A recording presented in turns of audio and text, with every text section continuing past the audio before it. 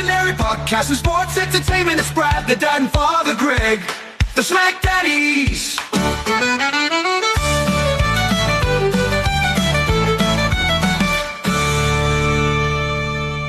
Hello, friends, and welcome to your SmackDown review for The Hub. I am Brad, the dad, and running shotgun with me is my tag team partner, Greg, Father Feltham. Let's see, my son.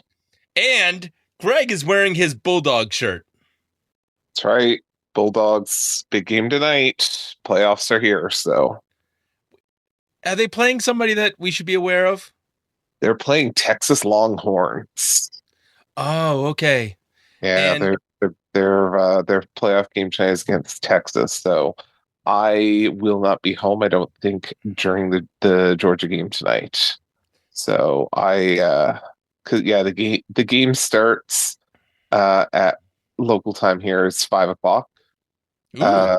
So I will be en route to the Thunderbirds for their season opener tonight at 6 local time.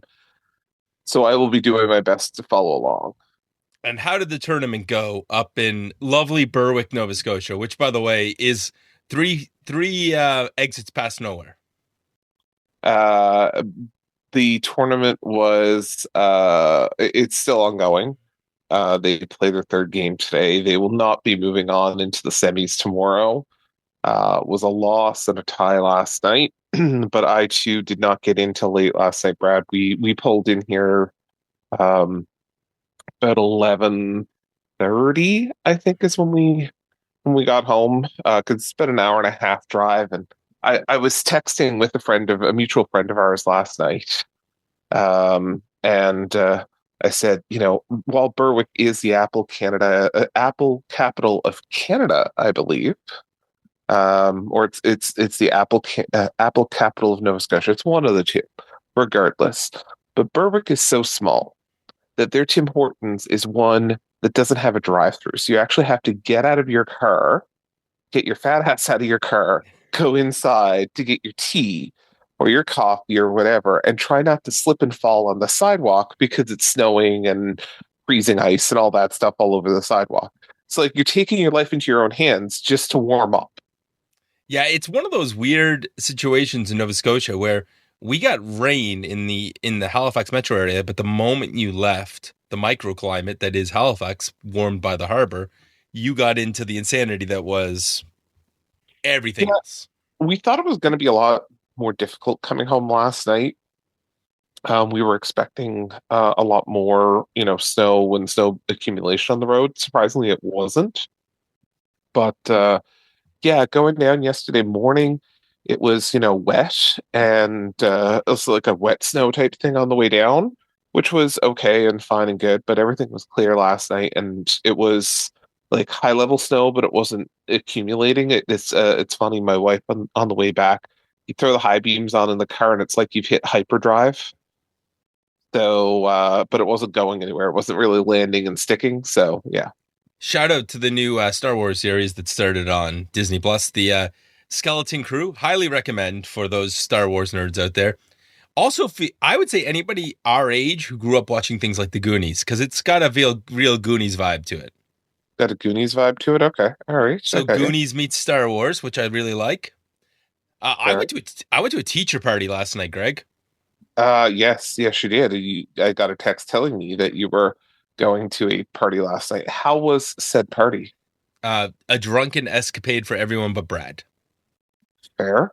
I was driving, so there were a bunch of people there that live in buildings nearby or were close by, and it was lots of fun. I saw a few them. We brought the karaoke machine. They started karaokeing after about 3 or 4 drinks. It was hilarious.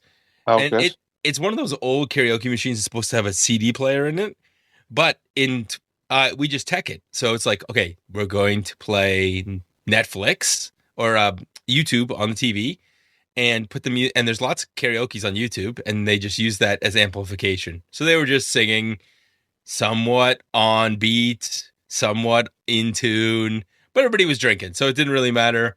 I was the DD, so I had lots of fun. I heard funny teacher stories. The highlight of the day, though, this teacher. Now you have to imagine, this is we are in our era right now where of inclusivity and acceptance. But there's this kid apparently, and he's just a little shit. And Right. he's that way because, people say his mom basically says, "Oh, he can do nothing wrong," blah blah blah. We all can imagine this parent in our head. Sure. So, what would you expect? You're a son of a teacher. What would you Yeah. say? What do you expect your mom to do during parent teacher night? Oh, parent teacher night. I can, I wouldn't even be able to tell you anymore, but I would expect that this would have been a very lively parent teacher conversation. This was a very lively parent teacher conversation to the point the VP knew it was going to happen and said, "I can come and help." And like, no, I got this. So this person who is known as the staff fixer, like this is the kind of guy that would take you to the train station if you can get my Yellowstone reference. He would off somebody. He would be our hitman. He could be our fixer, Greg, if we ever have problems. If if you're getting my drift. I am. These parents sit down and he's just says, "You know what?" They're like, "Well, this kid's, it can't be his fault." And then he just lights into them saying, "No, your kid's literally the worst student I've ever taught. He is going nowhere in life. You have this vision of him going to university. I'm praying that he doesn't end up in jail someday." And the parents get upset and go to leave. And he continues the conversation by following them out of the gym, telling them that their kid is not going anywhere in life. Oh, that's funny. That's real funny. It's like, dude, how do you get away with that? But on the other hand, I guess it's factual. This kid, and you kind of hope that the parents go like we all had those friends in junior high that were like nothing but trouble, and sometimes you need that. I have a friend who I still see occasionally. His name's Joey. He had a little run in with the law around 14 years old, where he was someplace with some of his cousins, who some of them are legitimately in jail, and he just kind of got thrown into the mix. He ended up being nothing came of it for him, but he was scared straight after that. He didn't hang out with that crew anymore, and Joey is our age and semi-retired because he worked in offshore doing welding, underwater welding, a job where you can only work an hour or so a day because you can't be down that deep for too long. And he made so much money that as a welder, he is semi-retired. He just and a plumber. He just frigs around now. I joke all the time, like, dude, when do you work? When I need a truck or my wife wants something. Well, I didn't. I don't think I've talked to you about this, but Brad, I need to know because we are in the holiday season up to this point. Have you been Whamagedon yet? Last night, dude. Oh no, you got Whamagedon last night at this party. The second song on the playlist was the Whamagedon song. So I'll tell you, I got nervous yesterday. As I said earlier, we were down at this hockey tournament. So our game was early in the day. We had an 11 o'clock game. So we picked up McBreakfast on the way down, which is always, popular. So we have our game, and then after a game, we're like, okay, well, we're not hungry yet. So what are we going to do? So we run to Bargain Hardly's and pick up some stuff there. We go across the street to the pie shop. These are the big things you do in Berwick, Nova Scotia, by the way, if anyone's listening. And then my wife decided she wanted to go to Frenchie's, so I drive her, 2 towns over to the nice big Frenchie's. And while we're there, I filled up the car and trying to do this. And we're now pushing like 3 o'clock in the afternoon. We're into the prime lupper hours, part lunch, part supper, lupper. And we're like, well, what the hell do we do? Like, we don't know what we're going to do. So what did we end up deciding to do, Brad? We decided to dig deep and go in. My wife's like, I don't want like a burger and a fast food drive-through place. She's like, I want to go in somewhere. I want to sit down. Ooh. So what did we do? Decided, see if this will come through good. On the green screen. I doubt it. Yeah, there it is. There it is. There it is. If you're Canadian, you know what this is. Lindor chocolates, Greg. Because where did we go? Swiss Chalet, baby. That's right. We hit up our Festa special, and I go into Swiss Chalet, and I said, all right, this is the end. This is where they get me. And I'm sat down at the table, and I'm like, oh, God, it's over. It's over. And then I hear the beat of the familiar beat of Last Christmas. I'm like, oh, it's over, and then I hear the lyrics. I'm like, it's not right. I got a reprieve. I didn't get the Wham version. Oh, They were playing. which version, Greg? I don't remember. I looked it up on my phone yesterday, but it was a singer I'd never heard of. But I was like, okay, cool. I survived it. So yeah, I survived Whamagedon yesterday. Yeah, it's a game for those who don't play. You play, you listen to the radio and hang out places, and you're out when you hear the Wham version of Last Christmas. Yeah. So survive that, then get back to the hockey arena, to which we had, as I can best describe it, I think the fans in the stands were looking to create their own brawl for it all.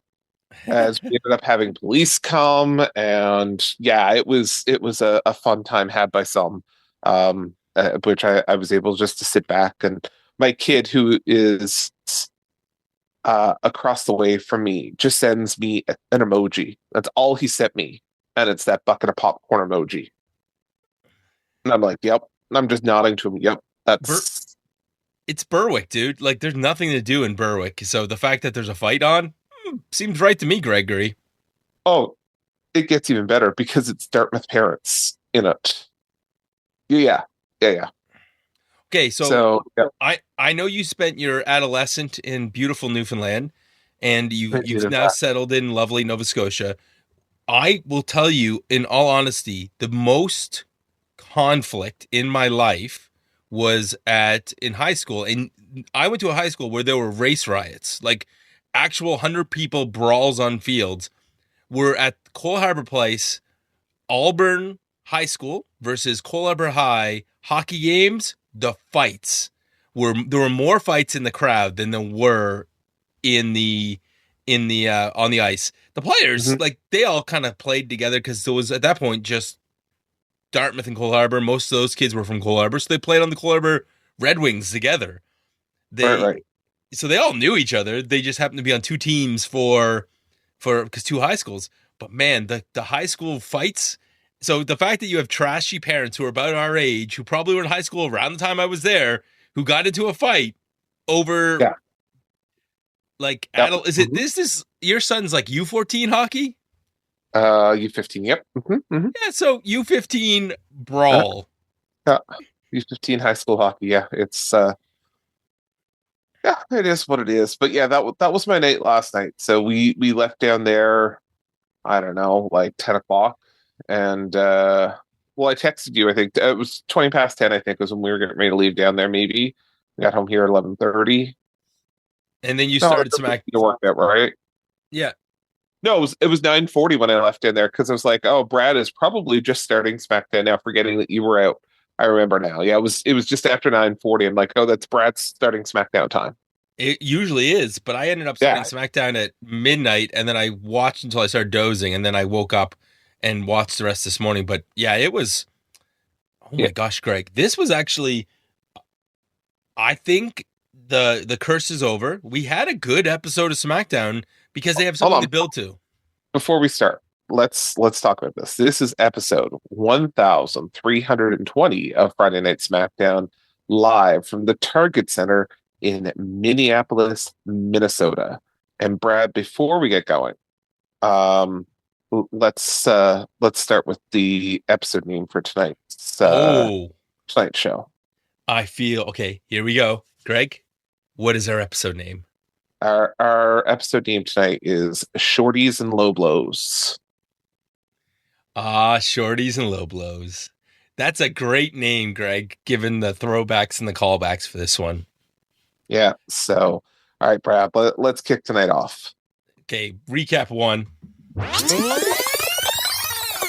Survivor Series highlights almost a week later. At this point, if you don't know what happened at Survivor Series, I can't help you. No.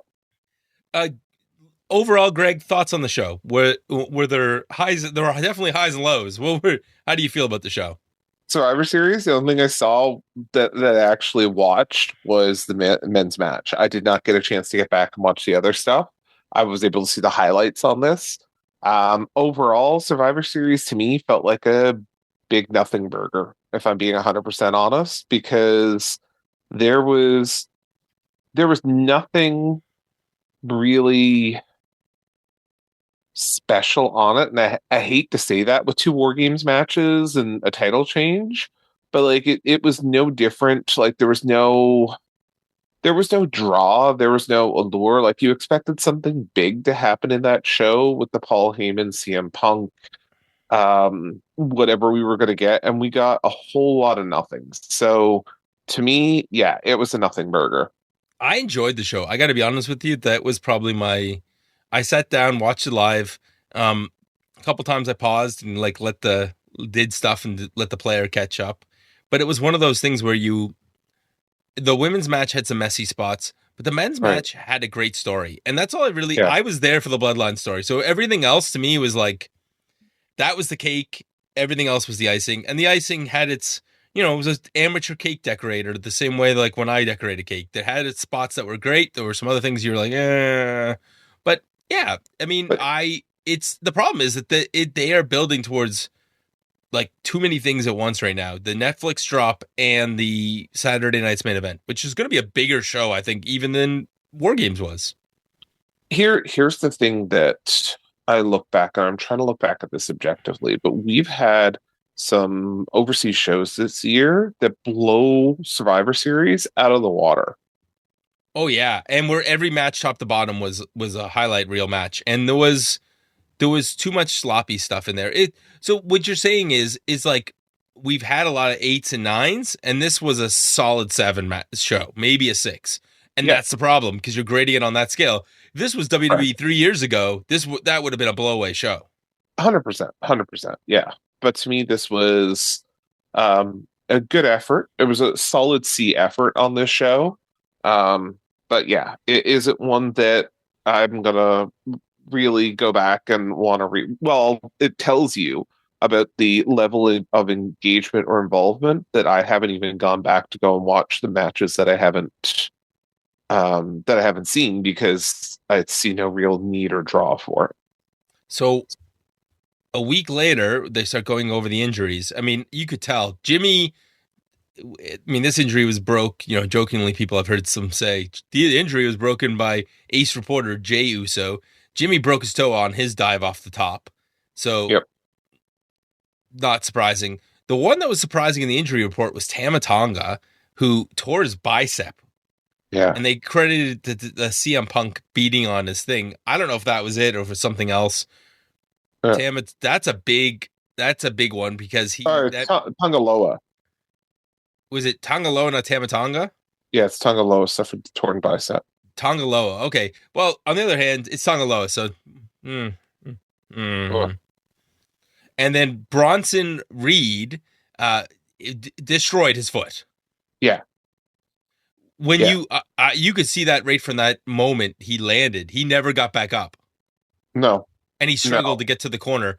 And by some miracle, they didn't lose the Samoan werewolf, Jacob Fatu, because I would have sworn that was the first one I saw during that match. Yeah, and the Bronson Reed spot allegedly was supposed to have eliminated him from the match anyway. They were supposed to take him out of the match. So I mean, it's not like that they had to go and change anything because of Reed's injury there.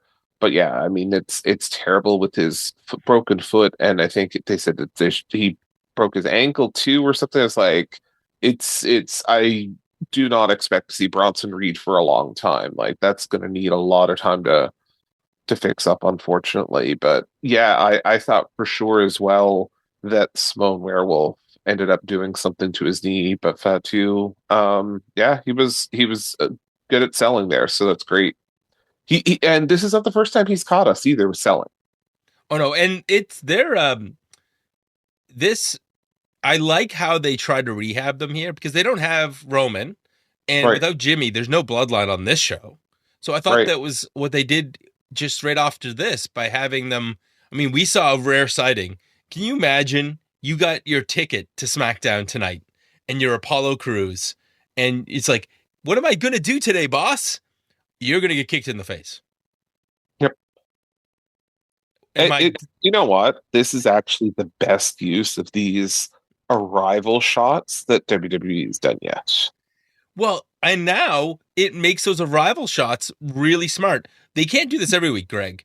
But if they No. did this once in every 8-10 weeks, this is brilliant. So the wrestlers are arriving and the Bloodline swarm them. They kick poor Apollo Crews' head off and then they beat up security. Yep. And they look like a threat again. Yep. Rehab successfully done. So we start the show with Cody Rhodes and he comes out to cut a promo. This is your hype promo. This is a double taping, though. I could tell from watching this is definitely a double taping, right? I don't think so. Okay, Crack Research team's going to check into it. It feels like it was a double taping, Greg, because I think that I know there's a ton of them this month, and this one could have been, if you would have told me this was a double taping, there's just a ton of wrestlers here. I don't see why it would be a double taping at this point, because they've got the essentially PL next week, right? So... But they did it last week with the Survivor Series. They're like trying to get the guys only to work once a week. Well, I think last week was because of the holiday and stuff, right? So like the Thanksgiving holiday. But yeah, next week is live in Hartford, Connecticut. Okay. There's a few of them that are double tapings this month. They did a few extra ones to give the guys some time off. So I don't know if there's any more till between here and there. I did hear them say that that SmackDown starts on Netflix on the 3rd, which is very important here.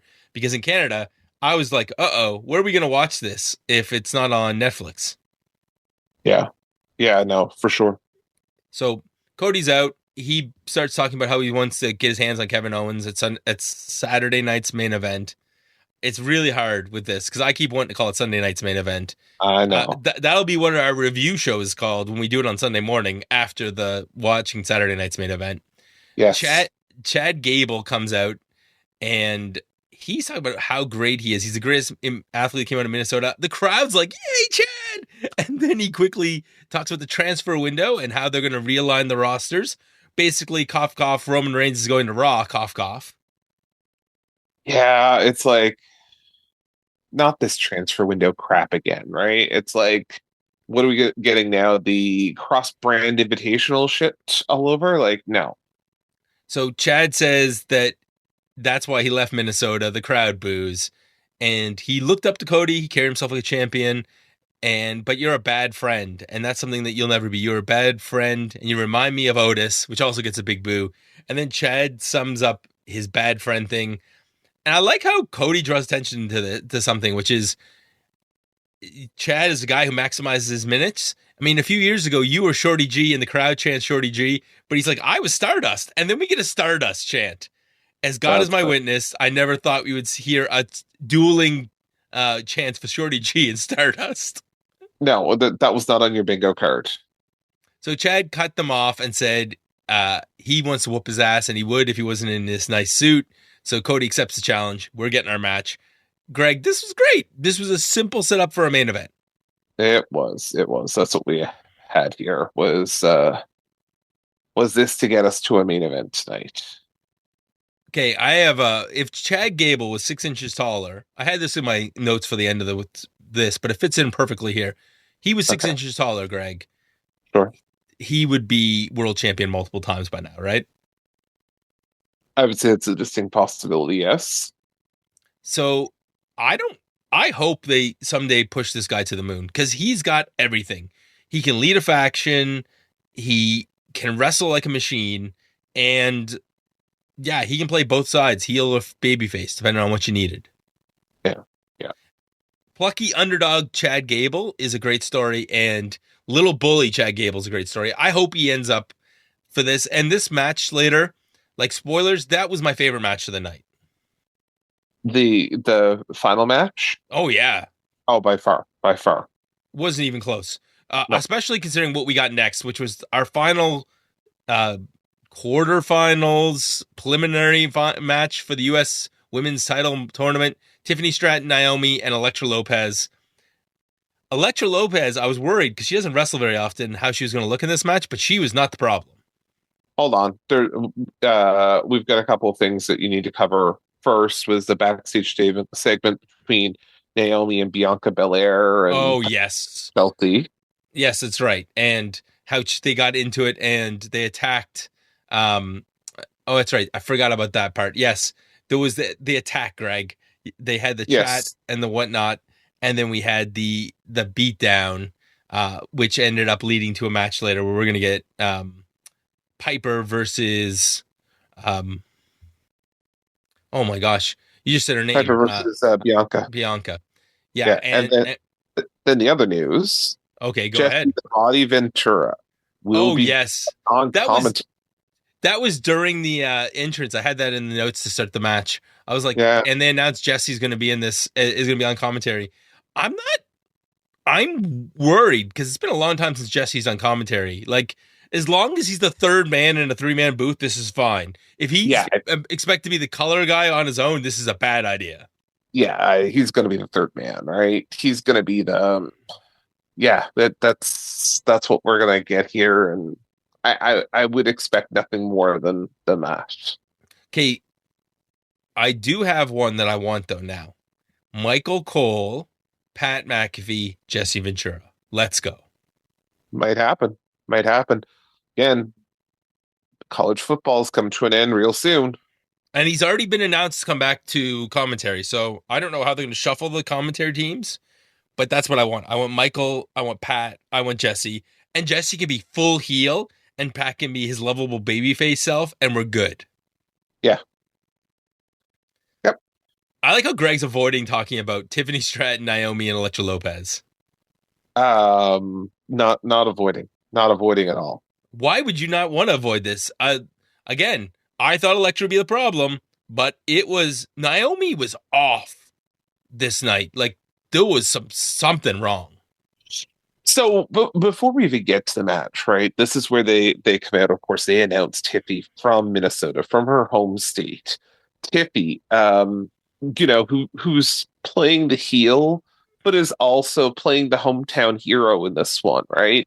She's wearing those Vikings colors coming out to this match. And you're just like, okay, well, what are we doing here, right? Like, is Tiffy being like the heel here? Is Tiffy playing face tonight? Like, what are we going to get out of this? Are we going to get the crowd cheering for Tiffy? Are we going to get a Shorty 2.0 here? I don't know what we were going to get. So I was intrigued from this right off the bat. Yes. So what we got was the heel was Elektra, the traditional face is Naomi, and the tweener is Tiffany Stratton, who can do heely things, but the crowd's still going to love her. Usually she's flipping when she's doing the Healy stuff or landing on the Heelys. You weren't wrong, and she did a lot of that flippy stuff here. I really liked her handspring back elbow into the corner. Naomi comes back with a crossbody and a hesitation dropkick into the corner. Naomi tried to do something off the back of Tiffany Stratton, but almost fell and literally almost fell out of the ring. That was hard to watch, dude. Yeah, it was. Yeah, and then she hits that double. Like I thought she was going for a sliced bread, but it ended up just being a stunner. It looked awful. And Naomi gets stomped on the apron by just before our TV break. Elektra hits a great looking spinning side slam, like a boss man slam. Tiffany sees Naomi Tiffany sees an opening after the Blue Thunder Bomb, and Naomi ends up hitting her split-legged moonsault, but it's broken up by Tiffany from the outside coming in, springboarding in with a swanton, and she throws Naomi out of the ring and hits the prettiest moonsault ever on Elektra for the win. Great way to end the match. Tiffany wins in her hometown, and like Naomi made this match worse. And I can't believe I'm saying that because usually I like Naomi, but she was sloppy tonight. Yeah. So with that being said, we now have our bracket set. So those are 2 matches next week. We are getting probably the semis, both matches next week. We have to because the finals are at Saturday night's main event. Yeah. So if we look at the brackets right now, we have Bailey versus Chelsea Green, and now Meechin versus Tiffany Stratton. So can you, in any way, shape, or form, give me some sort of reason how or why Bailey or Tiffany Stratton are going to win their matches? Because this is going to be a Chelsea Meechin final, right? Oh, you're hilarious. It's got to be the other way. See, as soon as you said that, I was like, I think this is Bailey's title to lose. If I were guessing, Really? well, I don't see that. I see Bailey and Tiffy Stratton here as going to eat pins here because this is going to be a Chelsea Meechin final. They're the ones, honestly, who are the reason I think that WWE has pushed forward with this because they were able to take a storyline and build on it to give the women something in the mid card. yeah, you know what? You're not wrong. Okay, so if we're going with your theory, then that's the rematch of the dumpster match, which you could use lots of highlights from to build that match. With mine, I guess I don't see Tiffy going to the finals. I really thought it would be Meechin. But the thing about Bailey winning is that this completes her, like, she'll have held every title in WWE minus the women's IC title. Yeah, but I don't think that there's a need for her to be the first one, right? Like I see that happening in the future. I see Bailey, at some point pulling this, them pulling the trigger on Bailey here. I don't see that she's the catalyst or the need here. Bailey seems to be, as bad as I hate to say this, kind of phoning it in right now. She's in that mid card, and there's nothing really to elevate her to the next level. And if she were to take this championship right now, I think it solidifies her being in that mid card. No, and you're not wrong. So there is the only case for Bailey to win this title is that it makes the title, the first champion, be very prestigious. Yeah. I don't know. I think I'll be curious to see what we get next week. It's a great, like, this is why this title exists, though, is because we have enough women to fill out 2 different storylines on this show. And it means that you don't always need to have, like, there was no Nia Jax on this show. And did you miss it? Not at all. But you didn't, there's no story for her for right now. And that was what the women's tag title should have been for, but they can't do women's tag team wrestling. Also, you don't want those titles because you're just going to get hurt. Right. Exactly. Or not hurt and be taken off TV or whatever nonsense is going on there.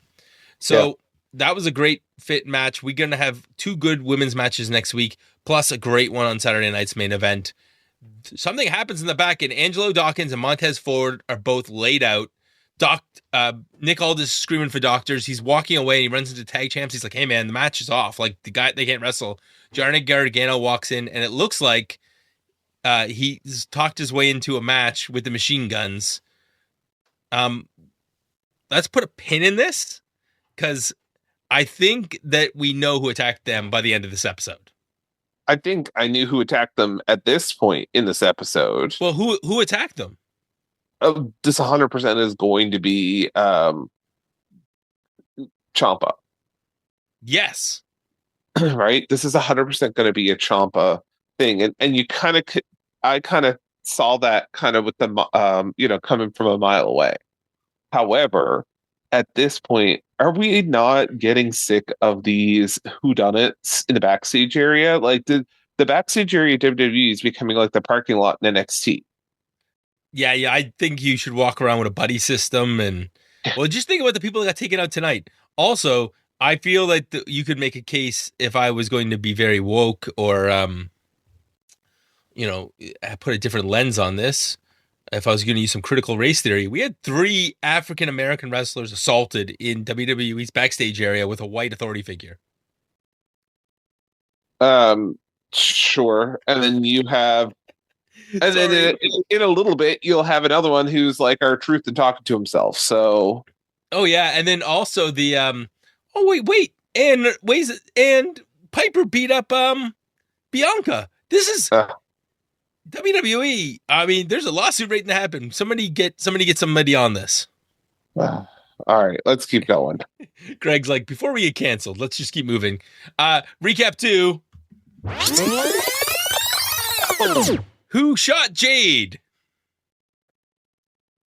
After the who shot the Street Profits? Yeah, this is a great placement, guys. You just went on that rant, and then I looked up my notes, and I was like, "Oh wait, that's right here. The recap's right there." there's the ghost of who should not be named still looms over this, and the illogical booking of a past producer is still there, just a little bit every once in a while. These habits take a while to be broken. Bianca versus Piper.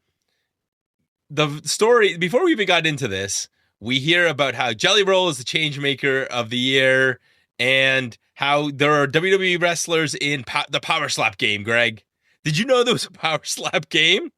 And did you eagerly download it on your favorite consoles?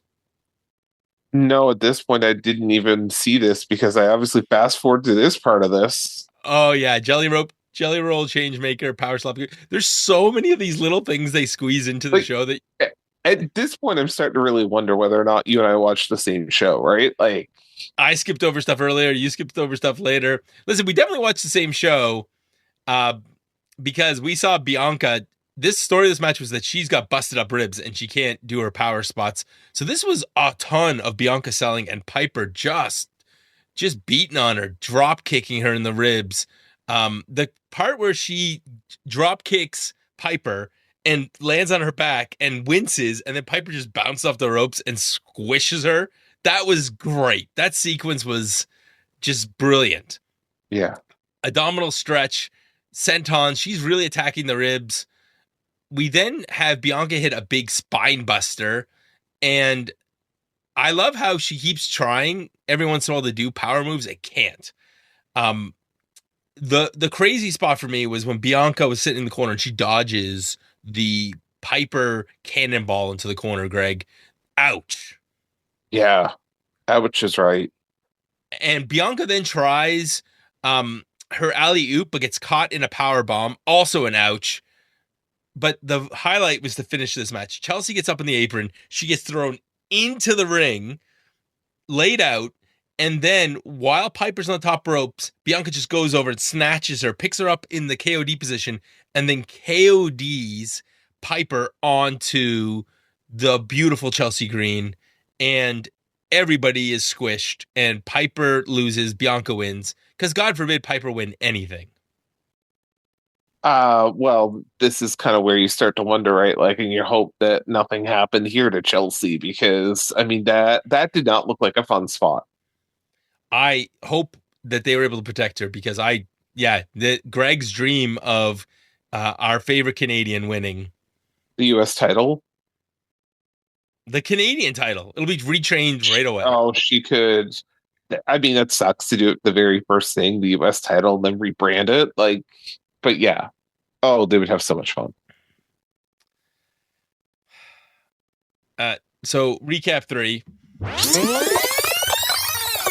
More women's war games fallout. And we have the interaction between Naomi and Bianca in the back. You know, she's checking on her. Bianca's sorry that Naomi didn't win her match. Stupid Candice. They're going to have to deal with those women. So that is obviously building to something. And then Byron Saxton clears Piper by saying Piper was with him in the gorilla position. So one more person. They said, well, who could have done it? And there's a list. And they're going to... It's on site, Greg. It's on site. Like a fight in a hockey stands in rural Nova Scotia. It'll be on site. Yep. That's factual at this point. Bianca could be a parent in Cole Harbor, or a student from Cole Harbor High in the late 90s. These inside jokes. If somebody is listening, scrolling through this and listening, like, what are these idiots talking about? It's like, we're talking about the awesomeness that was. Then this is what you get every week. What are these idiots talking about? There you go. There's our social clip for this week. What are these idiots talking about? Another alternate episode for this one. Shinsuke comes out. Greg, I love this entrance for Shinsuke. This is it. They made his music unsingable, which is exactly what you need. He's a heel. Yeah. I mean, it sucks because, like, you know, when they changed Sami Zayn's music and then switched it back, at least okay, cool. But like when you get such a great song and then to change it to make it heel, it just makes it hard for me. But it's for a purpose. He's now the Ronin Samurai with the sun. Like, his entrance, it looks so cool. And he's so cool he can pull it off. He doesn't even get to say anything. which is smart because that is not Shinsuke's strong suit. He is cool until he talks. LA Knight comes out. Yeah, he's going to attack, and he wants his rematch, and he wants it right now. Too bad you didn't show up in your gear, bud, because that gave away that for me that you weren't getting a match. Yeah. Anyways, he comes into the ring. I figured he's just going to get spit on, but Andrade comes out because you know what? Andrade's done so much to be the number one contender. Yeah. Oh, man. I almost heard I could hear Angle Alert in my headphones as he comes out. I'm like, uh-oh. And it is an Angle Alert. Out comes the New Bloodline, and they take out both Andrade and LA Knight. And then you're like, are they going to get Shinsuke? Are they going to get Shinsuke? And then Shinsuke just has the mist, a little bit of the black coming out of his mouth. And it's like, okay, I'm going to... And then Shinsuke plays this perfectly. He doesn't turn his back. He sneaks out of the ring like, I don't want none of this, and you don't want none of this. That was very well played. Very well played. And then they just beat up LA Knight and Andrade. Andrade, is he any better off than he was in AEW? I think he's pretty much in the same spot. I think he's peaked. So the only thing that I could say, and I don't know the status of their relationship, but maybe it's easier on him for travel once his partner, I don't know if they're still together, is back with the company after rehabbing a torn whatever. For his sake, they better be together because the only chance he has of being pushed is Charlotte using her stroke. Oh man. So many jokes. So many jokes. We can move on. Greg, did you acknowledge Solo at the end of the segment? I did not, in fact. How can I acknowledge a loser from Saturday night? Like, quite frankly, like the end of this, like I still got my Uber follow, and I got my bling. I'm like, yeah, but you lost. You lost bad, dude. You're not the tribal chief. And you lost 2 foot soldiers too. You ding dong. Yeah, dumbass. Kevin Owens cuts a promo on X. He is here. He feels like he's an idiot because he had to go all the way to Minnesota. Who wants to go to Minnesota? And he's ready to do a sit down with Michael Cole, but he wants to do it in the car in the parking lot. And I love this. Immediately, I was looking forward to this interview piece because why would he come into the arena? He doesn't trust anybody. Yeah. I mean, it's not wrong. He ain't wrong. Tag team title match. DIY versus the Motor City Machine Guns. And the story of this match is Johnny Gargano going to get in line? Can Ciampa and Gargano get along? And the answer for most of this match was no, not at all. No, they can't. So DIY gets eaten up by the Motor City Machine Guns special, which is what I'm going to call this tag team maneuver they do at the beginning of every match.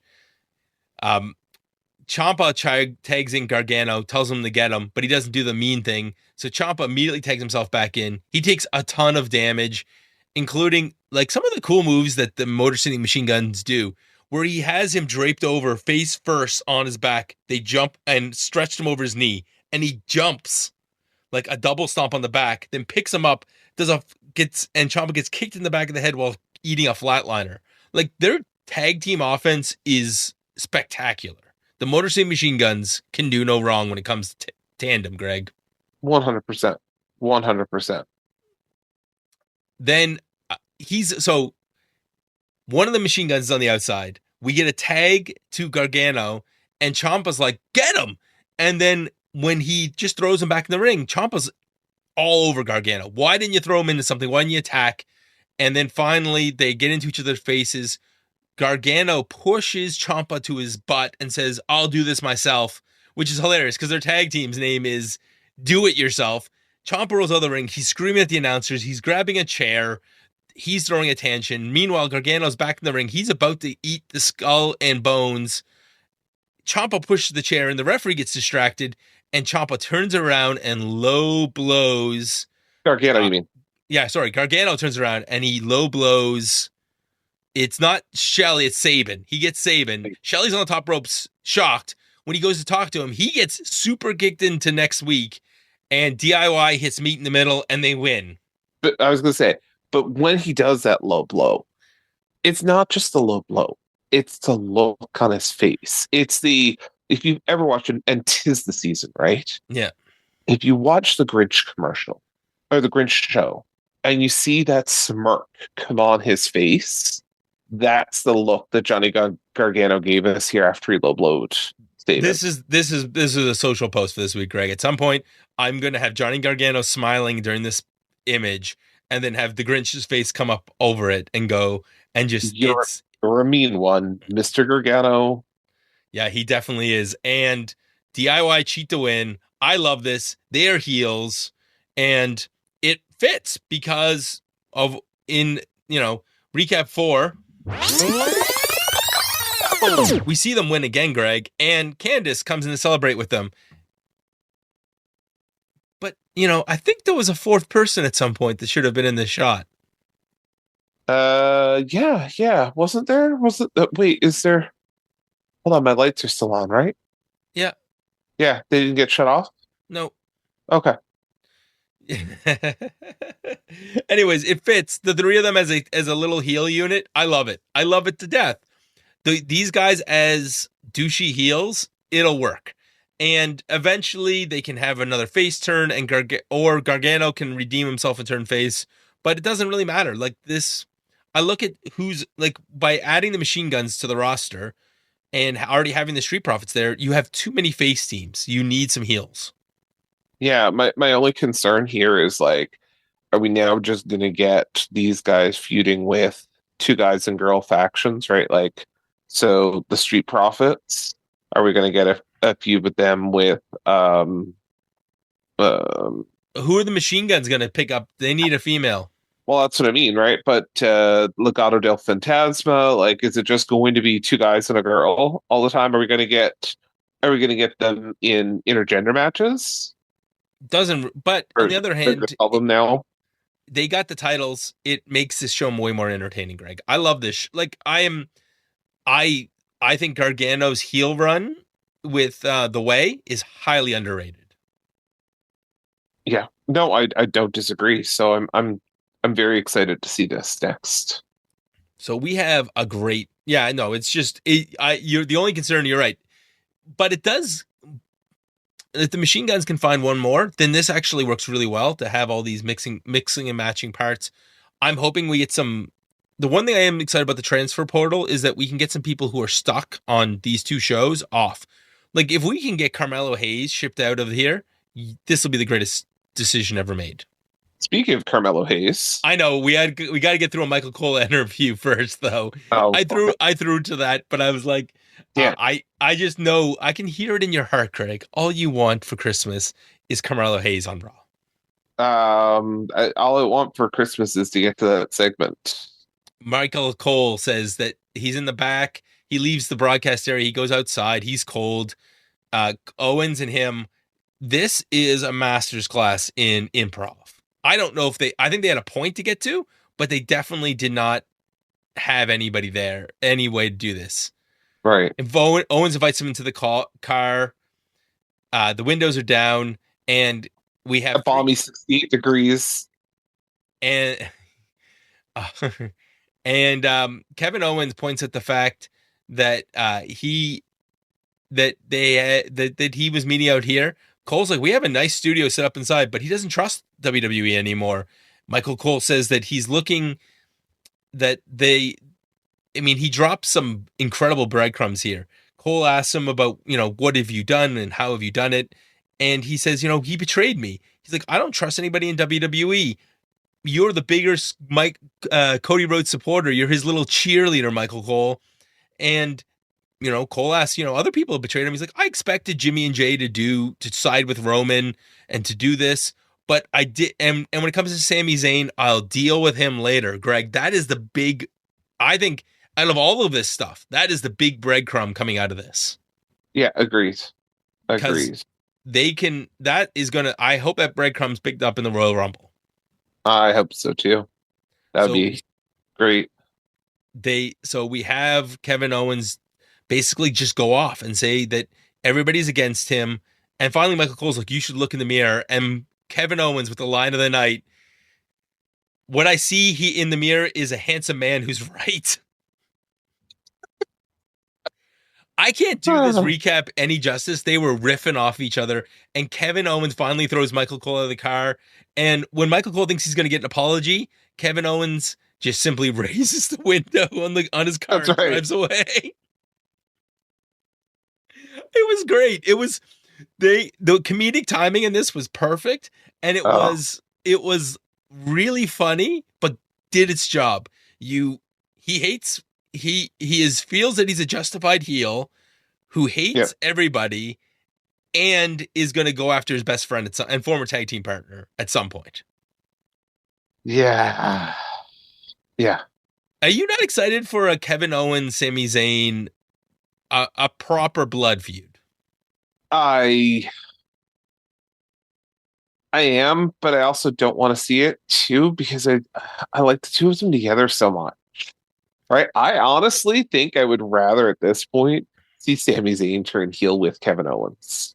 So I think there's a case to be made that Owens beats Zayn at Mania, and when you think Zayn is going to come back for revenge, he actually sides with Kevin Owens.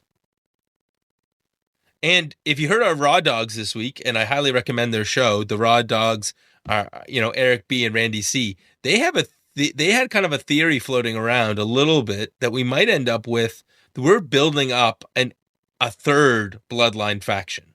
So there's the bloodline with our tribal chief Roman Reigns and his little collection. The second bloodline is the new bloodline. Right. But there is a third bloodline that's being built, which is the anti-bloodline, who hates both of them and basically is coming together because they can't stand what's happening. We have Drew McIntyre. We also have Kevin Owens, and we have Seth Rollins. Oh, a group of three that really hate everyone, dressed in black. Where have I seen that before?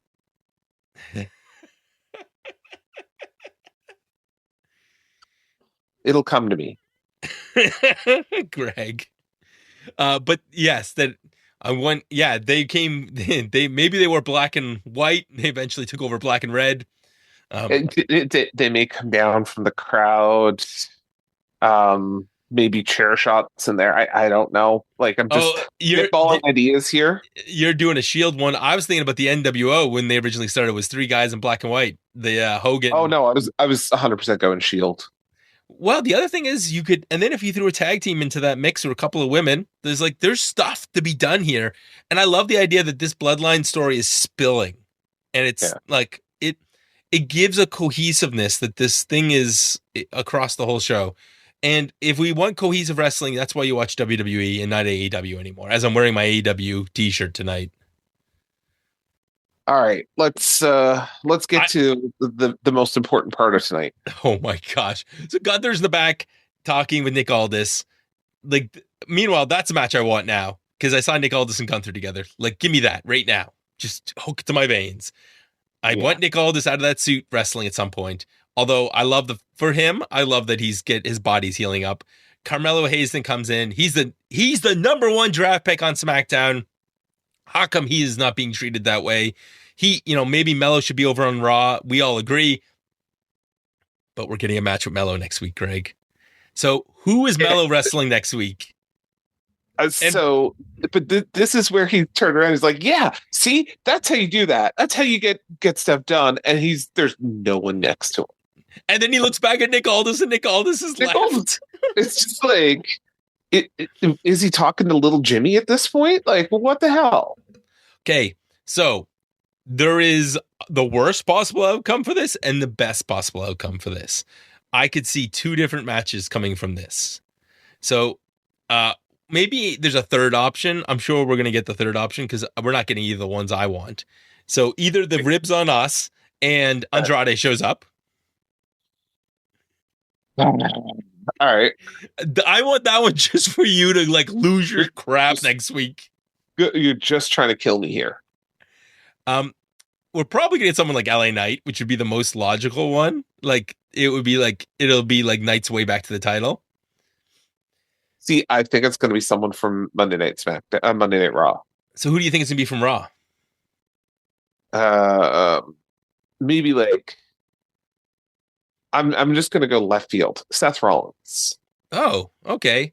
Like I think it's going to be someone big and someone to knock him down. I love as much as I hate to say it, I love, and not because I dislike Carmelo Hayes, but the Monday Night Mellow thing seems really good and seems something they could market and go with. So I think that actually makes a really good sense. I love though that Aldous is like, I would love for you to be someone to be Adam Pearce's headache on Monday nights. Like, I think Brad, we're getting him shipped. Wait, who is the IC title over on Raw? IC title on Raw. I mean, the women's title tournament is currently going on Raw, and the Raw Dogs are covering that. I'm trying to remember off the top of my head. I was like, I couldn't come up with it, which is terrible considering, like, it's hold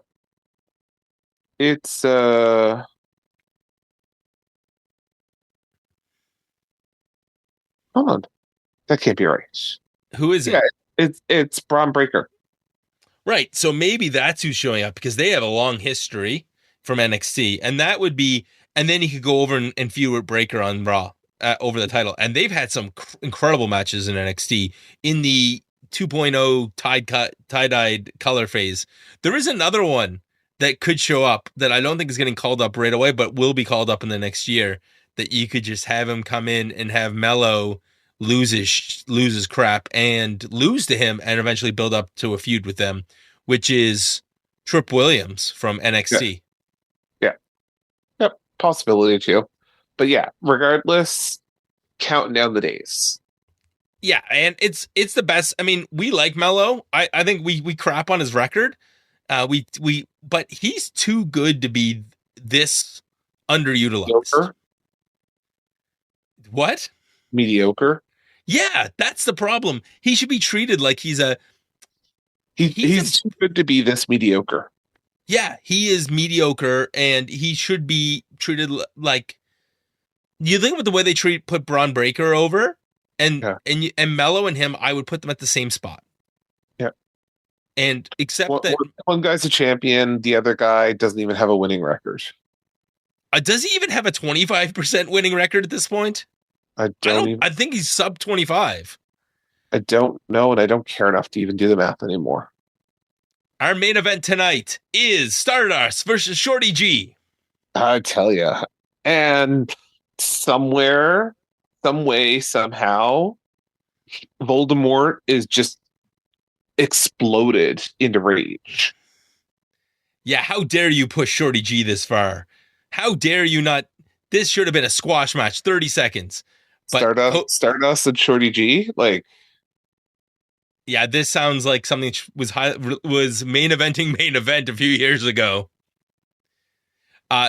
Cody, Chad, boys, the hat's off. You guys had an incredible match, and the story of this match was that this was a showcase for Chad Gable to show why he is probably, like, pound for pound, maybe the best wrestler in this company. This was so well done on so many levels because this sets up Saturday night's main event so well, right? This is supposed to be the big tune-up match for Cody to build confidence going in, and Cody, was fine in this match, right? But Carmelo look, you got Carmelo on my brain now. Chad Gable, when he does, he spent so much time working on that ankle lock to the point where, he pulls off the boot. How often do you see that boot pulling off now and then locking it onto his foot? And then, Cody is just holding on, doing whatever he can. And you expect the champion to win this match. And I don't think anyone actually expected Chad Gable to pull out this win here. But the story of this match isn't necessarily about Chad Gable and Cody. I think that it allows us to tell a bigger story. I think in the future we could potentially come back to see another Chad Gable and Cody Rhodes match. But the bigger story here is Cody Rhodes is now has a weakness in his foot, in his ankle, because Chad Gable has capitalized on this. And then you're thinking to yourself, okay, Kevin Owens has a path forward here. Kevin Owens can now take this next week at Saturday night's main event. And this could be the way that Kevin Owens actually wins and makes that event special. Because I think, honestly, if it was me and I had the pencil, I would do something huge there and have Cody Rhodes lose his title next week at that event. I think if you want to make this much must-watch show, you need something to happen. You need a big story coming out of this. You're not getting Roman Reigns. No. So you need something. And then, do you want to go through the match? And then we'll talk. You know what? Let's just I just want to give a couple of quick highlights. The inverted superplex off the top ropes was incredible. Cody doing the Cody cutter off the top ropes in one sock foot. Yeah. Just go back and watch this match because we're not going to do it justice. Nope. Again, Chad Gable will be a world champion if he was 6 inches taller. But at the end of this, we have Cody ends up. Chad tries to hit a moonsault and he lands on his feet, and basically Cody pulls him back into the crossroads for the win. Yeah. We have a downed Cody Rhodes standing there holding his ankle, and the camera's tight in on him the way you would expect it at the end of a match. And then all of a sudden you see like boots, and the camera pulls back just enough to see Kevin Owens there, and he just starts stomping on the wounded ankle. But eventually officials get in, Cody gets to his feet, and they just brawl everywhere. You would swear they were in a hockey arena, right? The best part about this is that even when they're getting sort of separated, they're just grabbing at each other. It is like they made this look like a real fight. It is. It was so well filmed at the end, right? Like they even positioned the cameraman in the crowd, like just behind the barrier, because they knew the guys were going to be fighting on that barrier. And just to get the shot as if coming in from the crowd. It was just so well done here with the fans. Was almost as if he sat in a seat in the row, Greg, and filmed it. You got fans. It was just there was nothing. We can't do this. That's why I didn't bother going to this match. A, the match is incredible. B, it leads to an angle. And C, you're right. This sets up to be the biggest Saturday night's main event. Well, it's going to be bigger. It's going to be as big as it was in the 80s. Yeah. And there's a legitimate, unlike Saturday night's main event in the 80s, there's a real chance that this is going to have a title change. Saturday night's main events in the 80s were famous for storyline implications that led into things like the form of the mega powers and and things like that. But this is leading to, if Kevin Owens doesn't win this title, they've done something wrong. And it's not like he needs to keep it for long. He can lose it at Rumble. Yeah. Or lose it first SmackDown on USA. Yeah. No. Or for us Canadians on Netflix. Yeah, but I really think that if it was me, I'd have Cody lose. And then you've got a bit of a Cody redemption storyline going into WrestleMania season. But Brad, let's go and send this home. It's time for the SmackDown synopsis. This is your SmackDown synopsis.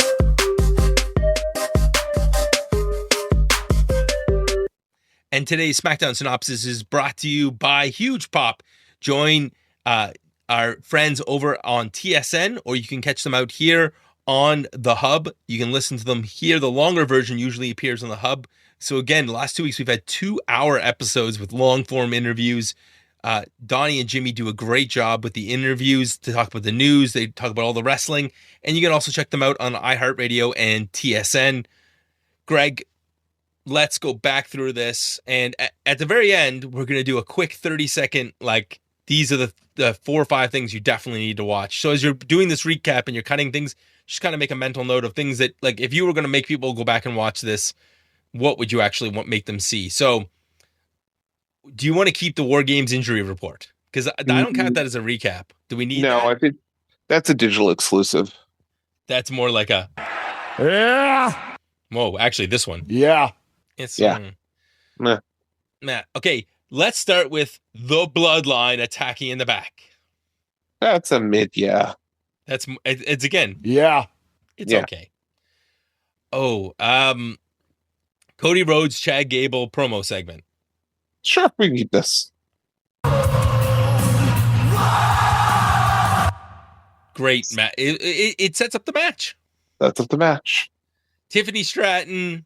Oh wait, sorry. The two announcements that I skipped over the first time. What do you want to do with those things? Are those more digital exclusives? Sorry, do you mean the Bianca, the Naomi fight backstage? Yes. Okay, that we can cut, but the Jesse thing we can cut too. It's more like these were things I already knew about the Jesse thing going into this, and I didn't even watch the show. It was on Twitter. Yeah, I'm sure it was on Blue Sky, but I don't use Blue Sky. All right. Tiffany Stratton versus Naomi versus Lecha Lopez. Oh boy, superstar. You only superstarred that so that you didn't cut Tiffy from the episode, so Burkhead had something to watch. Well, I mean, everyone loves Tiffy Time. Angelo Dawkins and Montez Ford get destroyed in the back. Yeah, well, I think we can keep this. This rebel heart. Yeah, because now it's going to come out that this was DIY together taking them out, right? That's also the story from this. Yeah. Bianca versus Piper. What do you want to do with this? Cut this. Of course. Greg, this middle part of the show is you're looking back. I'm like, wait a second. Maybe this wasn't as good as I thought it was. More in the backstage where Piper gets cleared with Saxon and that stuff. Cut. All right. Well, then I guess it's more. I would need more negative sound effects for this episode. Shinsuke, and LA Knight and Andrade, and then the Bloodline wiping them out. All this can go. I knew you were gonna do that. Greg's like, cut. Okay, the best part. Kevin Owens and Michael Cole doing their interview. Oh, fantastic. So that's Yeah. gotta keep it. Yeah. All right, so we're now gonna move to DIY versus the Motor City Machine Guns and the turn of Johnny Gargano. 100%. Let's keep this. This Rebel Heart. Gotta have this Rebel Heart. I legitimately am not sure if I like that better than the Cody Shorty G match. I don't know which one I like better. Because I love the story in this one, but I love the story in the other one and the wrestling in the other one. So I don't know. I'm torn. Carmelo Hayes promo in the back. This is being kept just for me. This is being kept for you, so we're going to Acknowledge me. More importantly, acknowledge Greg for keeping this. And then finally, our main event. And I'm gonna put Kevin Owens fight there as well.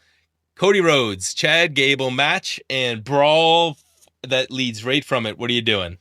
Oh, we're keeping every minute of this. How could we not? And so this episode of the SmackDaddies is brought to you by our t-shirt shop. You can go over there and pick up some of your favorite t-shirts. Stickers too, Greg. That was the thing I added last week. I took some of these things and turned them into stickers. So a SmackDaddy, you can get a SmackDaddy sticker. You can get I Heart Canadian Beaver as a sticker. You can get all kinds of fun things over the SmackDaddy shop. And some of the stuff is significantly reduced for my own personal amusement. Very good. All right. Canada Post may be on strike, but my shipping company will still send you stickers and t-shirts anywhere in the world. Okay. Well, with that, Brad, I think it's time we call this a day. So we'll be back next week to cover the SmackDown, which is we're going to have to do that show relatively quickly because next week's show is going to bleed right into Saturday night's main event. Yeah, we'll figure something out. Maybe that one's going to be a digital exclusive. Digital exclusive speed round. All right, and then on top of that, you can get next in sequence. You can get Jimmy story time with Jimmy. Those little gems on our Sunday night just crack me up.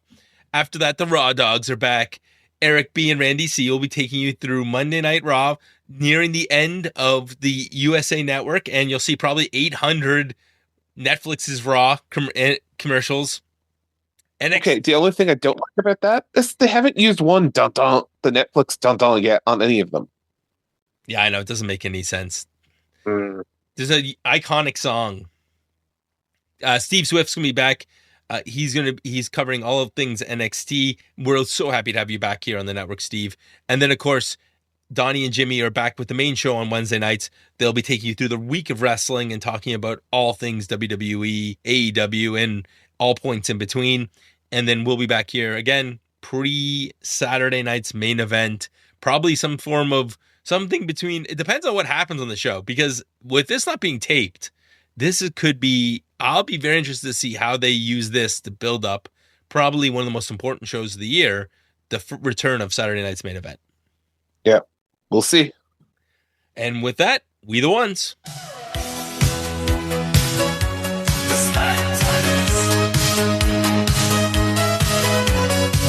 The revolutionary podcast in sports entertainment.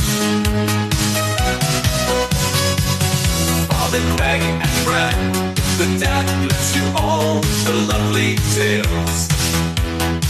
But Friday night, SmackDown and beyond. Go to the outer limits of your mind with the SmackDaddies.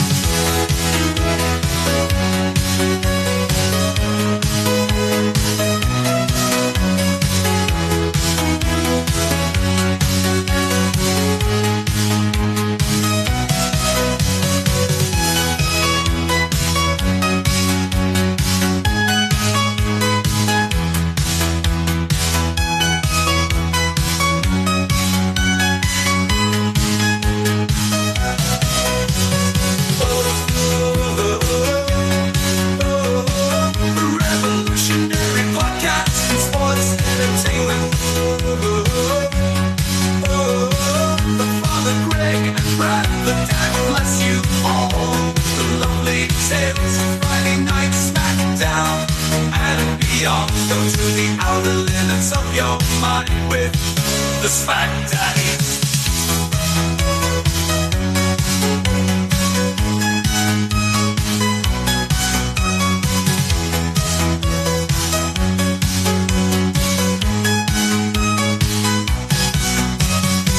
The revolutionary podcast in sports entertainment.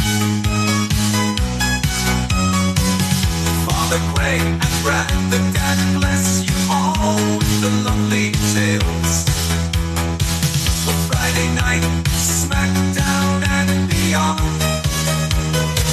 Go to the outer limits of your